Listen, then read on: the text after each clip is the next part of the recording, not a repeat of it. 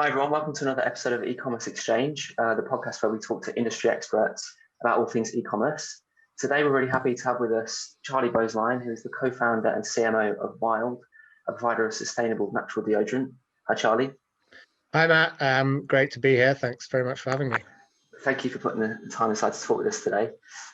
We thought today we would talk about your journey with the brand and kind of for you to offer any advice and insights to other entrepreneurs who are looking to launch their own businesses or going through that kind of early process that you've been through in the last couple of years.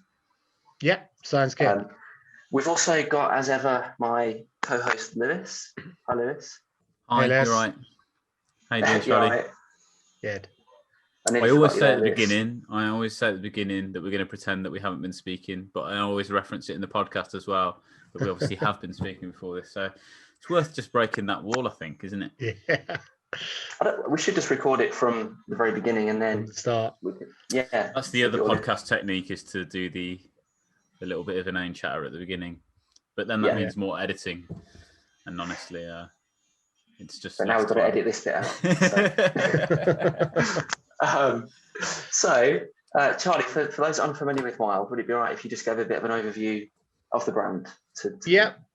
Definitely. So Wild launched, I guess, officially in April last year, after about a year of developing both a natural deodorant that's sort of high performing, obviously made of natural ingredients, and also sustainable packaging. So Wild's overall long-term mission is to remove plastic waste from the bathroom. And we thought natural deodorant would be a good place to start, and deodorants in general, if you think, historically it's been a pretty unsexy product that not many people think about, but actually most of us wear it every single day, both male and female. And we always look at the back of some of these kind of deodorant companies, and no one actually knows what any of the ingredients are or what any of the chemicals include. So we thought we'd make something that people could understand what it was, and then the sort of, I guess, core focus of the brand is how can we get rid of single-use plastic, and how can we create better options for consumers so that they don't have to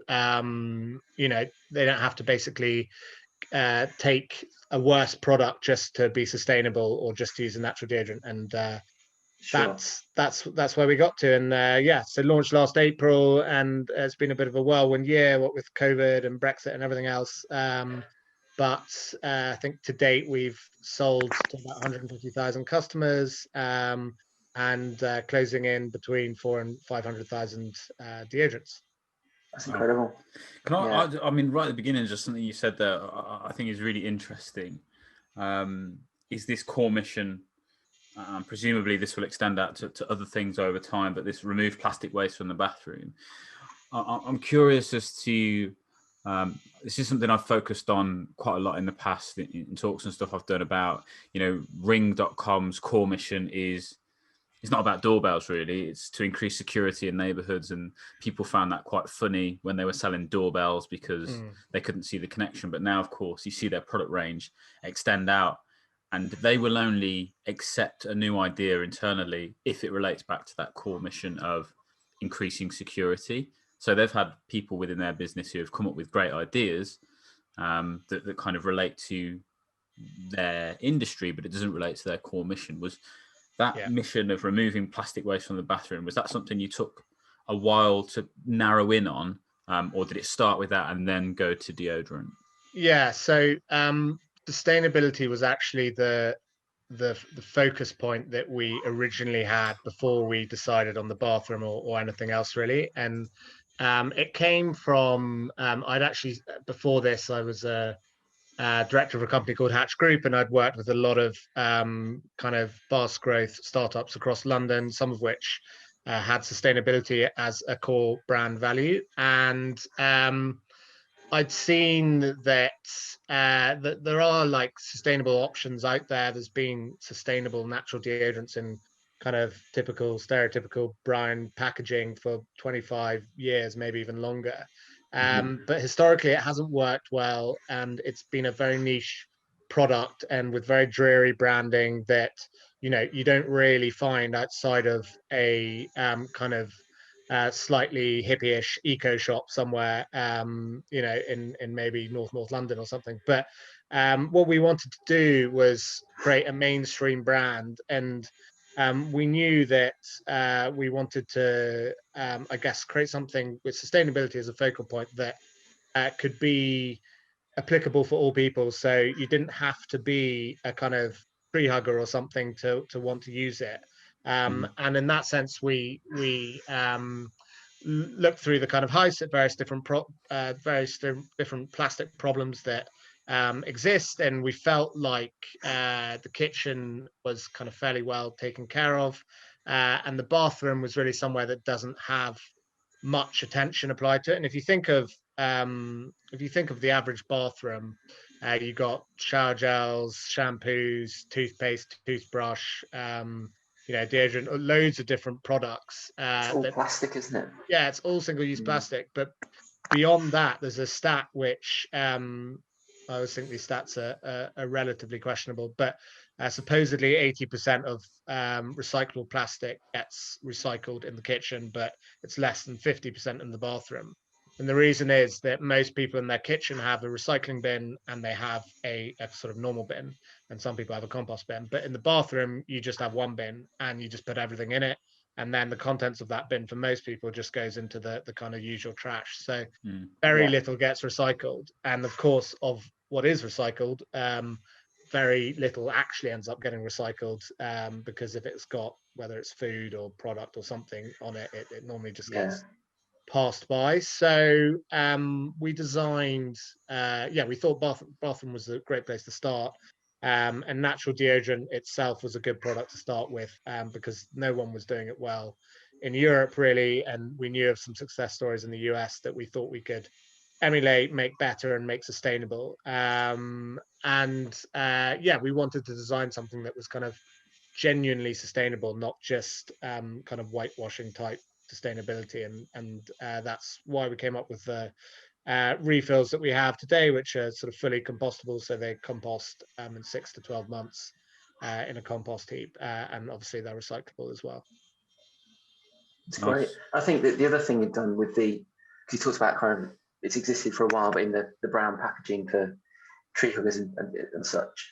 But I think the aluminium holder that you have, it's very sleek and very stylish, and that is a big part of it as well, I think, as well as the bamboo inserts and the sustainability and recyclability of that. I think it just looks like a cool product as well, which also helps a lot, doesn't it? I think to take something mainstream, it has to appeal to the average consumer. And a kind of really core belief that we had when we were designing this is that the average consumer is lazy. They're not going to go out of their way to do something which isn't convenient for them. As nice an idea as it is that we'd all go off to Waitrose or Sainsbury's and refill our shampoo and shower gel, realistically, it's just not going to happen. At least not for kind of 95% of the population. So we made the aluminium case, and we made it in a way that we considered sort of social first, which means that people would want to share this on Instagram, or would want to talk about it to their friends, or basically you're taking a pretty dreary product, deodorant, which no one's ever really thought twice about, and adding in some vibrancy, adding in a strong eco message, a natural message, a convenience message. So it gets obviously delivered to your door. There's a subscription option, and just making it appealing to people. So they look at it and they think, wow, that looks cool. I want that. And it becomes, I guess, less of a personal care item and more of a beauty item. And I think that's what we've sort of managed to do so far. It's quite interesting to me, really, because I remember, eCycle, the company that Matt and I work for, I remember when you guys first came in as kind of an inquiry, I suppose, and one of the business development team described the concept to me. And bearing in mind, like I think I am your target audience, and at the time I couldn't get my head around just couldn't understand it really. I just didn't understand why someone would want to do that. And you kind of fast forward 6 months, and I'm on a subscription with you guys and use the products all the time and rave about it. So was I know you guys started in a particular way, and we'll go over that in a second, but did you recognize that there was a challenge there in terms of educating people on the whole concept? Yeah, so you've hit the nail on the head. Like we're not moving into a market and taking a share of that market. We're creating a market. Refillable natural deodorant and a kind of design-led item that didn't really exist before. So to do that, we've really had to be innovative and try and educate the market on why they should be using this deodorant, why they should be thinking about more sustainable practices. And it's not necessarily easy. There's a cost to education, and that comes with a huge amount of content that we have to produce. Very, very good and hands-on customer stuff, which is really vital for sort of any e-commerce company, but I think especially vital for us just to be able to educate people in what we are and what we're trying to do and why they should give us a chance, and also further education, because historically natural deodorants have been a product that haven't worked very well, and the science has actually come a long way in the last couple of years, and I think our Trustpilot rating is 4.8, I think, with over 4,000 views out of 5,000 or something like that. So it's pretty high, and I think we concentrating on producing a really high functioning deodorant's been really key to our success as well. Yeah, and I think convincing people we've done that. Yeah, and also I think the other hurdle to overcome once you've kind of convince people it's a good thing to try is the way that the site works in terms of subscriptions. You made it very easy to get it set up and also to cancel. I think that's something that puts me off a lot of businesses, is looking at it thinking, oh, how easy, if I'm not up for this, how easy is it to cancel that? How long am I tied in for? Like HelloFresh, for example, I know your co-founder worked there before. I use HelloFresh, and that's very easy to get a box of food, but then to cancel it if you don't need it for a couple of weeks. And I think Wild has the same kind of philosophy there, in that you can have it on subscription, or you can order a one-off if you don't need one for a bit, if you've not been using the deodorant for whatever reason, if you've been on lockdown, then you can pause it, etc. So I think that final hurdle, making it very easy for people to kind of make that final decision, is important as well. Yeah, it's the convenience factor. So you can pretty much do anything. You can delay your next package by 2 years if you want to. It's completely flexible. You're not locked into anything at all. You can change your scents last minute. You can do whatever you want to do, basically. And that again is just really vital. If you get to the point where you're forcing a consumer to do something that they don't want to do, it's highly unlikely that they're going to stick around. So we just want to be as flexible for people as possible. Yeah. So, I mean, all of the things you discussed, like I said, I've used. It's always easy to talk about a product when you use it and like it.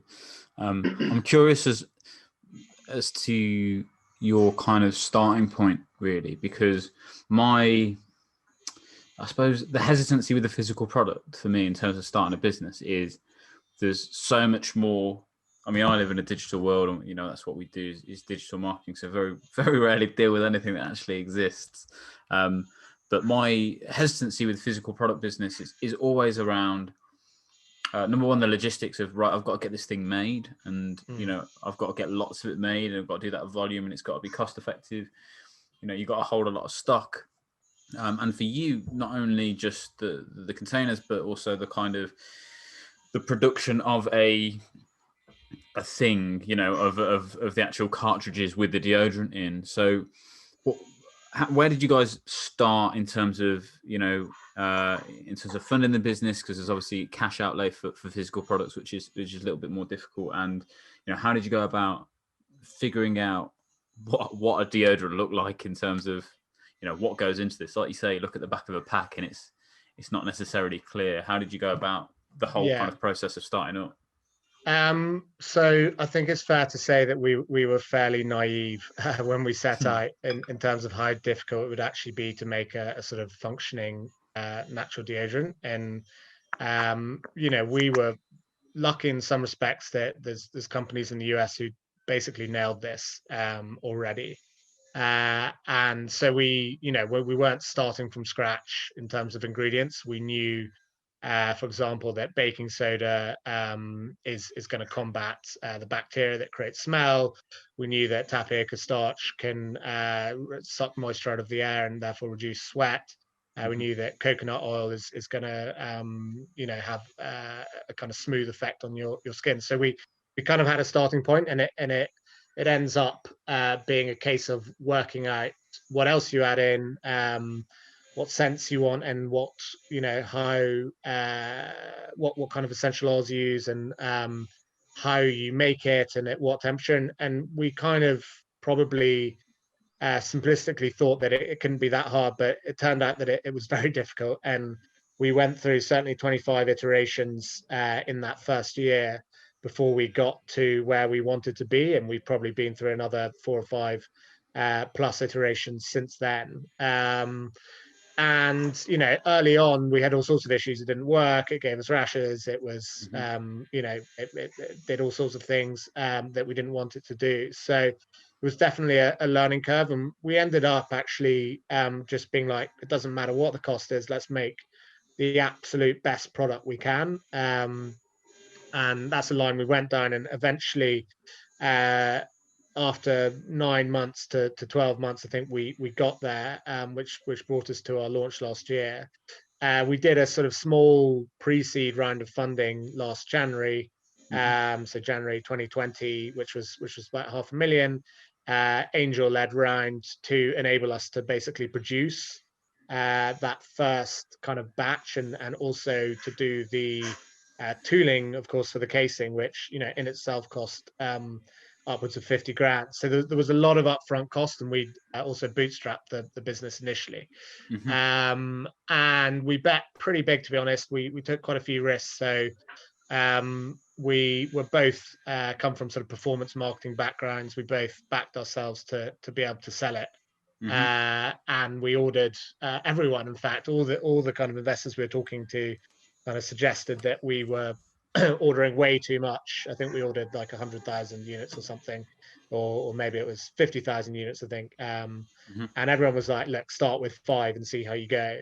And I think we sold the first 50,000 in like the first 3 weeks or something, and ended up having the opposite problem of scrambling to have to make more. And this is just as COVID had hit. So suddenly we couldn't even transport stuff, and people went missing in terms of suppliers, and all got quite difficult operationally. But we managed to scrape through it, and that led us to the second round of funding, which was our seed round, which was $2.5 million, and led by Jamjar, who are the kind of founders of Innocent. And it was amazing how, from that first round to that second round, things had changed. It took us 6 months to get $500,000. All the VCs said no. And we took us a long time to network through enough kind of angel investors to get the money. Second time around, it took us 1 month to get $2.5 million. We actually had 5 million committed, and said no to sort of half of the people. Everyone was interested, and it just goes to show, there was sort of market changes. D2C became more interesting, but also we obviously had some proof. We'd started selling. People could see that our, much like you were saying, Louis, like, when we were trying to explain it, maybe it was hard to kind of imagine what we were anticipating, but when it became flesh, people sort of started to understand it. And we just continually innovate, so we're constantly trying to improve it. And actually think end of this month we'll be releasing our kind of next update of the deodorant, which the great, I suppose, advantage of D2C is you get immediate feedback from customers. So we've nurtured these groups of customers in sort of VIP groups, and on Facebook and Instagram we can ask a question and we instantly get 500 answers. So off the back of that, we've made changes, subtle changes. We've increased the scent strength, for example, tried new scents and so on. So that's where we are. But I think our sort of policy is let's continually try to improve the product, keep pushing it all the time, and never give up until we think it's perfect, and then even then they'll try to improve it if we can. Yeah, it's great that you get that. Sorry, Matt, carry on. Sorry, Lewis. I was going to say it's great to get that kind of feedback from the customers so quickly, and are you deliberately building that kind of community feel around the brand? Yeah, community is really key. So we have gone out to build this VIP group on Facebook, which is essentially, you have to ask to join. It's got about 1,500 members now. Lewis, are you in that group? No, you're not yet. You will be now. But it's great. It's got more interaction than any group you can imagine. Like it's the percentage of interaction from group members to like a per post interaction is really, really high percentage wise. So great in that respect. And we can do things like, what color case do you want us to make, or how do you like this type of copy, or what century release? And we get hundreds and hundreds of answers, and it's just an amazing tool to be able to innovate, and that's like the real advantage of D2C. And if as a D2C business you're not taking advantage of that, then it's a massive lost opportunity, because it defines quite literally everything we do, to the point that and I don't quite understand this one myself, but you've got to give the people what they want. We asked them a question: what scent do you want next? And lemon meringue topped the poll by a considerable way. Personally, I couldn't think of anything worse than putting lemon meringue on myself. But we're making it now, and we'll release it. Like it's that kind of fun-led community sort of aspect that we can take advantage of, which just gives us a huge advantage, I think, over other brands, especially within retail. How do you?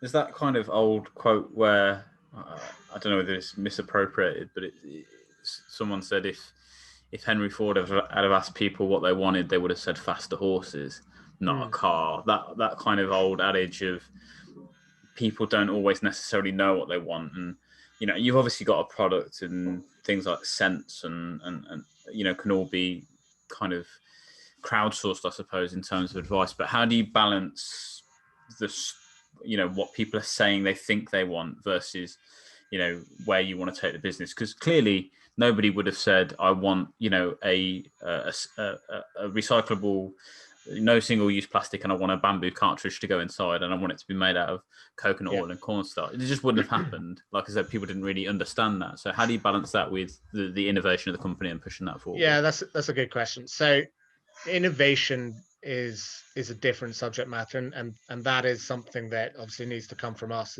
as a company.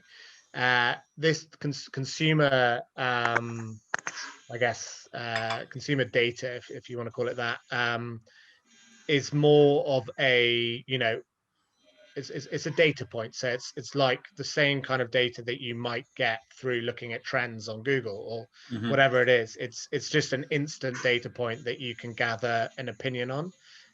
But when it comes to innovating new products or whatever it is, we're not going to be like, what's the next innovative product we should produce? Because we could do, and we'd probably get some great answers, but that's sort of more up to us. But then once we've created that product, we can be like, do you want it to be orange or green? You know what I mean? So it's more of an aesthetic thing generally, or more of a preference thing for something like scents. But yeah, you're right. It's a balance basically of innovation coming from within, but being very consumer centric and data led by constantly being in touch and listening to your customers. It's great, and it allows them to feel part of that journey as well, doesn't it? Yeah, it's really good. Yeah. So I'm curious to understand. I know you guys did a very small kind of Kickstarter, and looking back on it, the kind of product stuff that you got on there looks very different to where you are now. Wild, the brand is still there, but in terms of the concept, I think you guys were considering maybe some of that's been dismissed now, refillable glass bottles, but how did kind of Kickstarter fit into that, and what was your kind of notion with that when you did it? Yeah, so to take you back, this is 2019. We had two issues. So we'd bootstrapped the business at this point. We were just starting our funding journey, and we'd already kicked off the ideation and creation of the deodorant and the packaging that you see today. So this was already underway. Bear in mind, it took best part of a year to create. But in the meantime, there was a year with no product, and worse than that, nothing to really show investors other than an idea. And because we were more creating a market rather than sort of taking a share of one, we felt that the best way to improve to investors that there was a sort of tangible business idea that they could get behind, was to go out, take a off-the-shelf product, whack our brand on it and sell it and show them that we could do it. And it was sort of recycled plastic. It wasn't a great product, to be honest, in every sense. But what it did do, we sold 100 grand's worth of it. We proved that we could do what we were saying we were going to do, even with a substandard product. And then on top of that, the product that we were going to release was literally 1,000 times better, both the deodorant and the packaging. So it was a tool, to be honest, to allow us to get the funding we needed to do what we actually wanted to do and to progress what we'd started. And then also just a way for us to gather confidence in investors and I suppose confidence in ourselves as well, that this wasn't like natural deodorant wasn't an American niche that wouldn't work in Europe. And so that's what we did, and I guess it worked fairly well. I think quite often, and you'll know this more than I can speak to, but I think my understanding is quite often angel investors, and certainly Series A, what they're really keen to see is this product market fit is I suppose what it's called, and I guess that's what Kickstarter gave you, is that like you say, product market fit is, are people actually going to buy this thing if we release it? Not just are they say they're going to do it, because that's one of the issues you get, is lots of people say, yeah, I would buy that, and then you say, okay, that's £15, please, and people say, oh, actually, I don't want it now. So I suppose that's what Kickstarter gave you, right? Is that product market fit that often is talked about on podcasts and various other kind of startup podcasts and that kind of thing. Kickstarter was just a good. I mean, it was like a pre-launch almost of the off-the-shelf product, and then it also showed people what we were trying to do long term. It was a fairly small. I think we did 12K or something on the Kickstarter, and we didn't do it particularly well, but it achieved its kind of purpose. It helped us sell the product basically a month before getting it, and we needed like some cash in the business, so it was a sort of relatively useful tool. But I definitely wouldn't say, if I was to do a Kickstarter again now and do it all over again, I think we could have done way better. But it was a good learning curve, and just a way to basically start a pre-sale before we actually had the physical product. Yeah, there's again another quote of like, if you're not embarrassed by the first product you shipped, you did it too late. Exactly, and we're definitely a little bit embarrassed by the first product we shipped.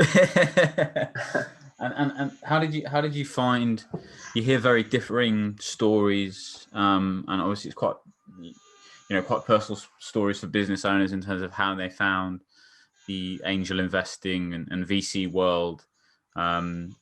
A lot of the stories you hear from America, because it's so prevalent there in terms of how startup businesses work. But how have you found it here in the UK, and what's your experience been generally in terms of the funding? Yeah, so as I said, we did that first round. That first round took us 6 months to do. We spoke to pretty much all the VCs initially, got really far down the line with a lot of them. They were kind of very interested, but that point in time, there wasn't much confidence in D2C. And also we were just so early stage, it was, I guess, quite risky for a lot of them in their opinion. So, you know, we didn't end up going VC. We ended up going with angels. Again, was a really hard process. We didn't know anyone ourselves. So it was a serious networking type thing where, you know, you got one and then you asked them to introduce you to another two.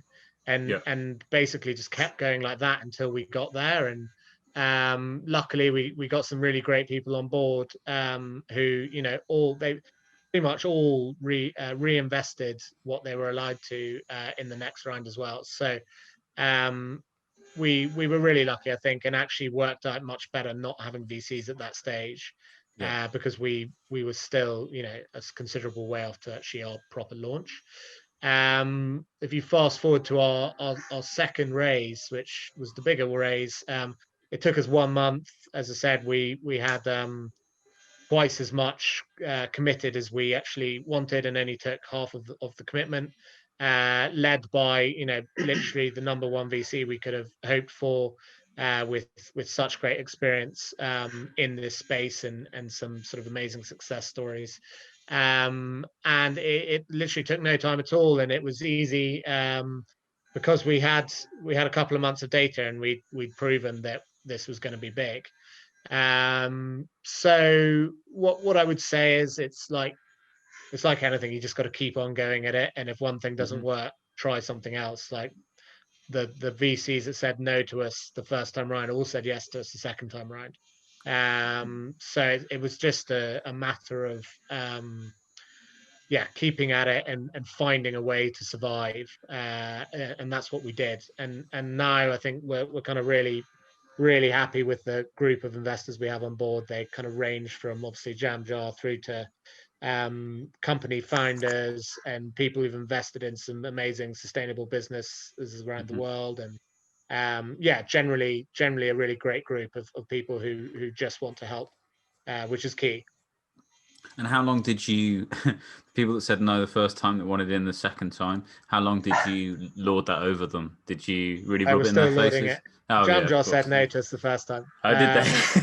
We're still lording it. We remind them of it every single opportunity that we can. If you compare the two, I think it's always a good thing to say. Yeah, exactly. You could have got in at that valuation. You could have got in at that first valuation. No, I'm half joking. It's sort of, I think it worked out well, and they were probably right not to invest at such an early stage, and we were probably lucky that they didn't, because if you can imagine, Jam Jar invested summer 2019, we would have had 9 months of basically not selling the product, and things can get quite tense when when you promised a business and like you've got a period of 9 months to wait, whereas when they actually did end up coming in, we'd already started, and we were able to, I think the business plan we presented, we did 10 times it last year. So hopefully we've shown as well that we're kind of not inflating our numbers, we're under predicting them, if anything. And was quite strong. Sorry, Matt, carry on. So I was just going to ask if the subscription kind of model was built in from the outset, or if that's something that occurred to you after the initial idea. Yeah, so subscription was always built in. So obviously, as you said, my business partner's from HelloFresh, which runs on subscription model. For us, we were very clear on kind of two things, I guess. The first is that we wanted to become profitable as soon as possible, although not at the cost of high growth. So high growth, but also profitable.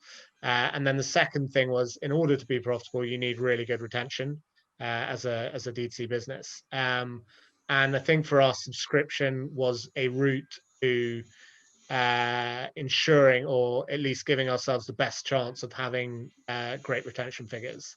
And we've seen it already. You know, the lifetime value of customers on subscription is materially higher than the lifetime value of one-time purchase customers, even though the one-time purchase customer pays twice the amount for their initial purchase. So I think it's a good way for us to go. It's not necessarily the right business model for everyone, but for us, it's it's a convenience factor as well. You can set up your subscription, find out what you like, set your frequency, and never have to think about buying deodorant again because it'll just arrive through your door on time. Yeah.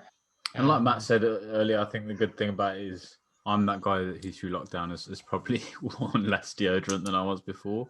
Yeah. Just that ability to go, actually, I've still got 1 or 2 left for this. I don't need it this month.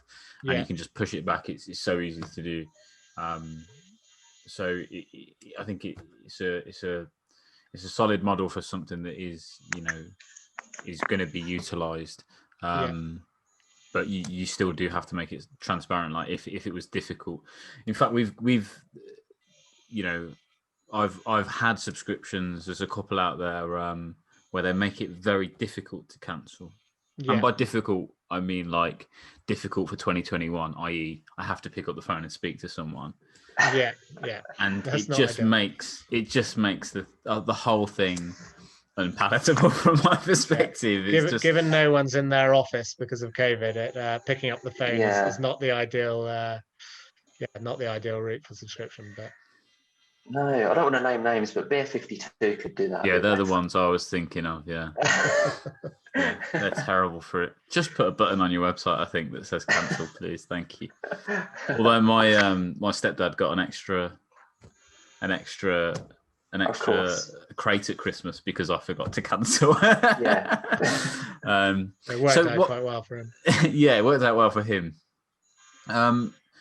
So you mentioned the pandemic, and I don't, pandemic's a bit like the new Brexit, and we've mentioned both on here.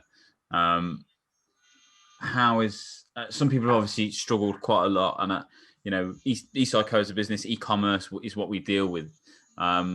We've been very, very lucky to be in a position where direct to consumer is now becoming more and more prevalent, and lots of brands are doing what I think, in my opinion, they should have been doing 2 years ago anyway. What's the effect been on your business, and do you feel like you were kind of accidentally in a quite a strong position and set up to do so, to do well in the pandemic, and has it been okay for you? Yeah, so there's probably like 3 or 4 different things I can say on that. So the first is the positive side as we launched in the middle of lockdown 1. As you say, e-commerce and D2C businesses massively benefited. Facebook acquisition costs were very low. We were getting customers insanely cheaply because we had the double effect of launching our business, and also general sort of CPMs were very low, so traffic was cheap. And there's no doubt that e-commerce as a category massively benefited from that, to the point that there are many companies doing well right now who probably should have folded at some point in the last year, but now haven't purely because of the pandemic. So we've definitely all been lucky in that respect. What I would say is I'd caveat that with we were probably a little bit late. Had we launched like 3 months earlier and been set up with a bit of scale already, we could have done, I think, some really crazy numbers in that first lockdown. Because we launched in April, and I think the lockdown started in late March or something, we weren't operationally set up to be able to scale at the rate that our marketing was able to produce customers at. So we had to control it. We didn't overspend, and if put it this way, if we got those marketing numbers now, we would probably spend like a huge, crazy amount in terms of marketing spend. So we didn't get to take full advantage of it, but it was definitely good. Operationally, it was an absolute headache. Suppliers started ghosting us. My co-founder tells the story of reaching out to I think the head of product, or the whatever he was, CCA or something at Lush, and basically begging for some baking soda because we couldn't find anywhere. And amazingly, he replied and said that they had some. So we didn't end up using it, I don't think. But Like just people coming together was a lovely thing there, but Mhm. operationally it was very, very difficult. Shipping fees went up 10 times. Freight was crazy expensive. We had to fly everything. Like it was tough. Fast forward to sort of now, the knock-on effect is, as you say, businesses that were mostly retail on the high street have essentially sped up their business plan probably by 5 years or 10 years even, and are now operating heavily online. And the result of that is that there's very, very high competition. So CPMs are a bit higher, traffic is more expensive, people are having content thrust on them like on a daily basis at an incredible rate. And so platforms like Facebook just aren't as efficient anymore. And either these companies will drop out eventually because they can't make it work, or something else will happen. I don't know. To some people have to win basically for these platforms to work. So it's just about for us like having a diverse channel mix now in terms of marketing, but definitely the probably the knock-on effect is I would say negative for us. And on top of that, deodorant as a category is down quite heavily. Not us, but typical stereotypical deodorant people have been at home and lockdown, they haven't bothered basically wearing deodorant. So hoping once the pandemic's over that increases a bit more and people get back at it. But I think it's like 15 or 20% down year on year.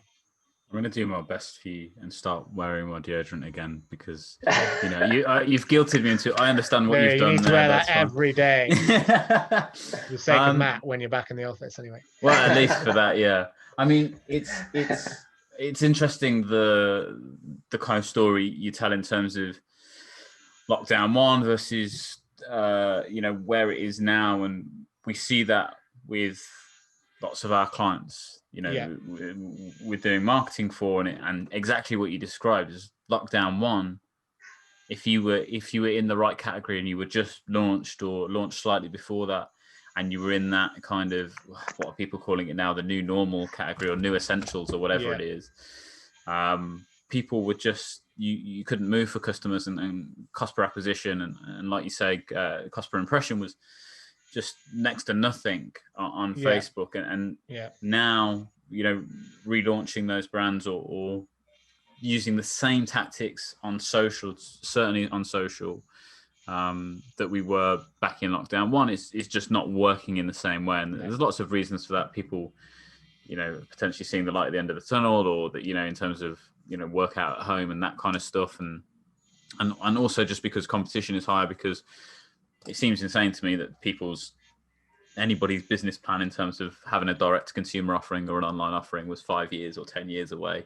Is insane to me. But I think you're absolutely right that people sped that up and competition gets higher. And I think we've been predicting for a while that get in on Facebook and Instagram now because it's super cheap, and in 5 years it's not going to be. It's going to go the same way that Google did, in terms of the cost to acquire customers is generally higher on that platform.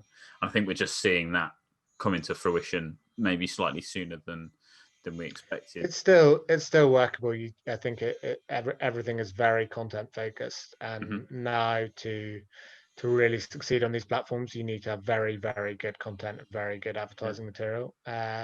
It's not like the Facebook of 5-6 years ago, where everyone became a millionaire because the cost per acquisition cost was so low. So it's tricky, and there's a lot of other factors in play, different laws coming in, all sorts of sort of issues for Facebook and other channels. But I think being dynamic and not being reliant on any particular channel or even country is if you can help it, is a good strategy to avoid boxing yourself in. Yeah, I think Facebook's general PR issues, along with things like the iOS 14 update and things like that, just people generally liking Facebook a lot less, and lots of businesses, needing to be on Facebook and not necessarily wanting to be on it. Is all of those things are going to play a part, I think. I mean, what you talked a little. I'm aware I don't want to keep you for too much longer. I'm sure you've got lots and lots to do. But just in terms of, you talked about your performance marketing, and that's obviously my bag, and super interested in that, and talked about the diversity of your marketing mix. We can probably make some assumptions about Google Ads, Facebook, ad engine, so that includes Instagram, email, SEO in terms of on-site content. You're doing that whole mix. For you, is there anything that you think you guys are doing? Because I always have the opinion, and will often say this to our clients, like we're all taking from the same tool set, right? Everybody's using a similar set of tools. It's just how you use them. And you talked about content, strategy, and frameworks in terms of how you could communicate with your customers and what that customer journey looks like from your perspective. Is there anything you guys feel like you're doing, not a silver bullet, but a secret sauce where you learn, actually, we do this in a slightly different way to other companies, that you're willing to tell us? There's a guy from Nivea like this now. Yeah, exactly. I'm happy to sort of share. We have a very wide marketing channel mix. We're probably doing 15 plus different channels, many of which, if not all, work for us on some level. I'm also from a performance marketing background, and my sort of approach to every channel is that we approach it from a performance perspective and not a brand perspective. So yes, brand is important. Yes, you've got to have a brand that resonates with people, but when it comes to marketing, and especially paid media over any channel, it's got to work from a performance perspective, and it can work from a performance perspective. It's just a question of finding out how and testing the right things to get the results that you need. So yeah, we're doing a lot of stuff. We're testing on Snapchat, on TikTok, on Pinterest. We do podcasts, we do partnerships, affiliates, inserts, influencer marketing. We do all sorts of things, and we capitalize on what works well. And the great advantage is like, let's say in February, Facebook went kaput for some reason, we can move that spend to a different channel and be absolutely fine. Whereas for so many companies that are reliant on Facebook goes nuts for a month, then like they're stuck and they have a very bad month. And for us, that's hopefully just like less of a risk, because we have such a wide channel mix. And the exact same thought process applies to internationalization. A whole country can be in trouble, can have a recession, can for whatever reason not be performing. And if you have the flexibility to be able to move your marketing spend from one country to another country without too much hassle, you're just safeguarding, I guess, yourself against possible disaster. So and we'll say, something can go wrong, it probably will go wrong at some point. So it's just a case of trying to be preemptive and trying to set yourself up to have as much possibility of success in different fashions, if that makes sense, to kind of safeguard yourself. But yeah, there's whether or not we have a smoking gun in terms of a channel, I don't know, but we're certainly just trying to innovate, try everything, and keep trying it until we find a solution. And the difference, I guess, between us and other brands might be that they might go onto a channel like TikTok, pay for some ads, and see that they get a lot of traffic that doesn't convert, and be like, right, it's a bit of brand exposure, but it's not working from a performance perspective. We're not getting sales. Whereas we would think, right, it's not working that way, let's try different content, or let's try a different approach, and find a way to make it work from a performance perspective. So yeah, that I suppose is our mentality. And it's easier said than done sometimes, because it all costs money, but I think that's a good approach to have. Just the pure volume of content is always a difficult one, and you'd like to think you can carbon copy content over multiple platforms, but there are kind of nuances and intricacies. You can certainly reformat content, I think, but like you say, there's a bit of work behind that. And also you got to remember, like, all these platforms exist for different reasons. Like Pinterest exists for people to collate image boards together. and that type of content that person wants to look at is very, very different from Instagram stories. Likewise, TikTok is a completely different content platform where people do dances or sketches or something funny, and it, putting up an Instagram ad on TikTok just won't work. So you have to like think outside of the box and also really understand these platforms and understand what's working. And we definitely don't have all the answers. We haven't nailed them all by a long stretch, but there's, we've nailed some of them, and I'm sure that we can find ways to make the other ones that we haven't nailed work. I think it's definitely worth saying. I'm full of kind of old adage stuff today, so I apologize about that. But this thing with Facebook and the diversification of platforms is not a new thing. You mentioned people building their businesses on a single platform. This happened before Facebook was an ad engine. People built huge content brands because they got all the organic reach, and then Facebook switched that off overnight. Just said, okay, you pay to reach that audience now. And that's before we even got, intelligent targeted ads. It was just boost this post to access your own audience, and very, very quickly reduce the amount of people you could reach. And like you say, businesses just disappeared overnight because they were, building their house on rented land is the adage I'm going to use. That's what people are doing. And it's the same now is, if you're fully dependent on traffic from Facebook or Google or any single platform, and you don't own that customer data, then you're at massive risk. So I think that diversification of platforms is massively important, but also just, if you're going to build it on Facebook, make sure you find a way to turn that rented customer, that rented attention into an owned piece of work, whether that's driving people email addresses or collecting data in some way.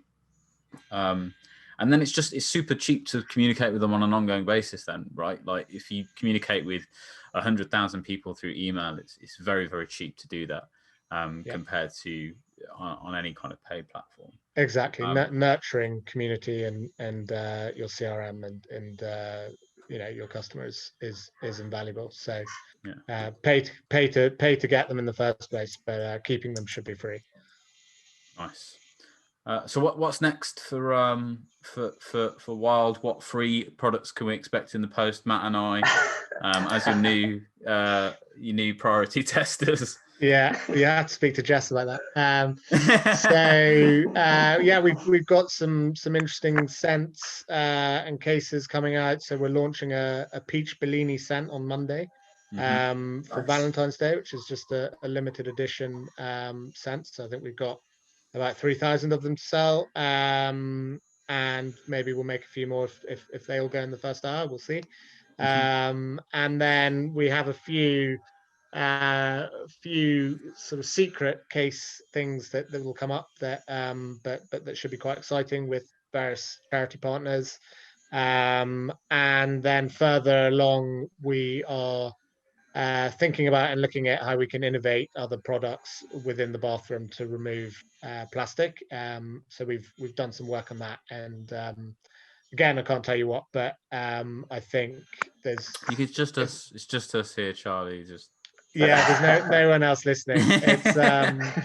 It's tough to do. Like, it's tough to innovate with some of these products. There's a reason we use plastic for everything. It's an amazing material that has so many different functions, and removing it becomes very, very difficult. But I think we're making some headway, and hopefully maybe in half a year or so we'll have some news on kind of a new release, but no promises yet.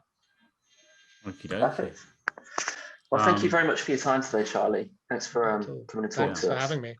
It was really fascinating to hear the journey. What are you saying next? People want to find out about Wild. It's wearewild.com. I highly recommend the product. Not that means anything. I'm not an influential person in deodorant world at all, but it is a very, very good product. As a skeptic to start with, I'm glad to be a convert to it. But wearewild.com, and everything you need is on there, I suppose. I'll link to the site in the description, and I'll link to the portfolio piece that we've done with Wild that talks a little bit about how we work together, Eastside Co and Wild. And also I'll put a list before we started recording, Charlie talked about his top 5 business book recommendations. So I'll list those in the description as well. Yeah, we could just make those up, couldn't we? It could be like Dr. Seuss, Green Eggs and Ham. Or And we could get quite high level CEOs reading Dr. Seuss to try and get the insight out of it that you have. Just find the top 5 books and put them down, and I'll pretend that I've read them. Well, you can write one now. If you write one, then we'll link. Maybe I'll write my own. Exactly. Not sure anyone would read it, but you never know. No, great. Well, thanks very much for having me. Cheers. Yeah, no, brilliant. Thanks so much for your time, man, and speak to you soon. Great. Cheers, guys.